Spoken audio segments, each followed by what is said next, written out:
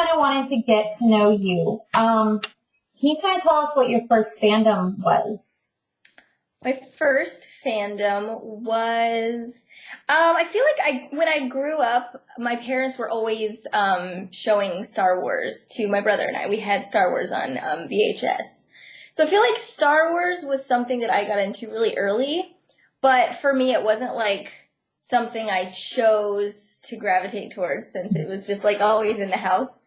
So I mean, I kind of consider Star Wars to be my first, but I think the first thing that I saw that I just completely became obsessed with was The Lord of the Rings. Yeah. Yeah, I read The Hobbit when I was in elementary school, or I tried to get through it. I think I got most of the story, but it was kind of advanced for an elementary school student. So when The Fellowship of the Ring came out in theaters, that's when I was like, this is my life. And I was obsessed. So, like, everything I bought, everything I did, like, had to do with Lord of the Rings. I was so obsessed. So I think that would probably be my first fandom. Awesome. And how did that kind of, like, affect your life, being really into it and obsessed with fandoms? It definitely made me realize how passionate I could get about something that wasn't like school or work or something like that, just like a hobby and interest.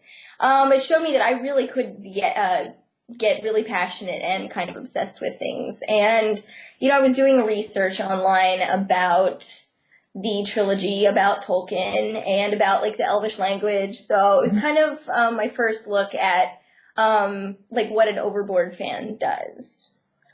And I think it was also my first introduction to like, oh, hey, I'm into this thing and none of my friends are into it. And they would kind of make fun of me a little about it. So it was like my first introduction to being like an actual nerd, I think. Awesome. And what is kind of your geekiest guilty pleasure? My geekiest guilty pleasure. Oh, okay. It would definitely be My Little Pony. Because I kind of made fun of it when I was like, oh, people are watching that and like grown men are watching My Little Pony. I kind of made fun of it for a long time. And I had to watch some of the series for work because I deal slightly with Hasbro and their policies, their piracy. So like I've had to watch the series and I absolutely love it. But it's not one of those things that I'm like really, really proud because, you know, I love like Game of Thrones, Lord of the Rings, Star Wars. So it's kind of weird when I'm talking to other nerds and I'm like, yeah, how about that My Little Pony? Really good. Okay, if you can meet any comic book character or fictional character, who would it be? That's a really good question. It's a really hard one. There's so many. Yeah, and I can't decide if I want it to be someone that I admire or someone that I have a crush on. Yeah. Oh, any comic book character. I think that I would meet Martian Manhunter because Martian Manhunter is one of my favorite comic book characters. And I just think that one conversation with him I think would be really insightful. He's very wise. So Awesome. Good choice. Good choice. Now let's talk a little bit about Fangasm. You were in a competition with a bunch of other people to help with the Kamikaze convention for Stan Lee. Mm-hmm. What kind of made you want to apply for Fangasm? I had moved to North Carolina. I had left Tulsa and I moved into my parents' basement, typical nerd. And I wasn't doing anything. Like, I was working part-time, I was playing a lot of Xbox, watching a lot of Netflix, just not really doing anything. And one of my nerdy friends from Tulsa emailed me the application and was like, oh, hey, they're casting for this. You should apply. And I was like, I don't know, it's reality. So I almost didn't, but then I figured, like, I'm not doing anything else. Let's go ahead and do it. So I filled out the application, and it was just about, like, you know, your age, what are you into, what are your favorite fandoms, and things like that. So yeah, I filled out the application, I attached a couple pictures of myself, and they called me, and they were like, oh, we really like you, but we also really like your look. And that was really weird to hear. And then, yeah, it took actually another year before they actually had cast.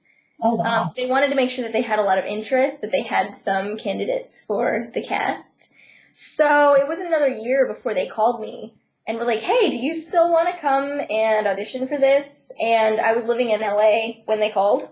So I was like, yeah. So instead of having to fly me to their office to interview, I just drove. And yeah, they really liked me. So I got on. Fantastic. How has that experience kind of changed you?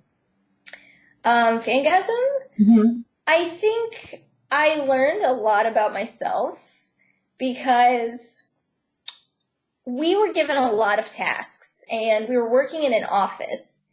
And I have a lot of work experience and work history, but office work and working with a corporation, I didn't have that much experience at the time. So the fact that we were given all these tasks and I was doing a pretty good job and really applying myself because I knew it was important. I think that I learned that I can do a lot, So now, I don't doubt myself when I'm given a project or something like that. I'm like, I can do this.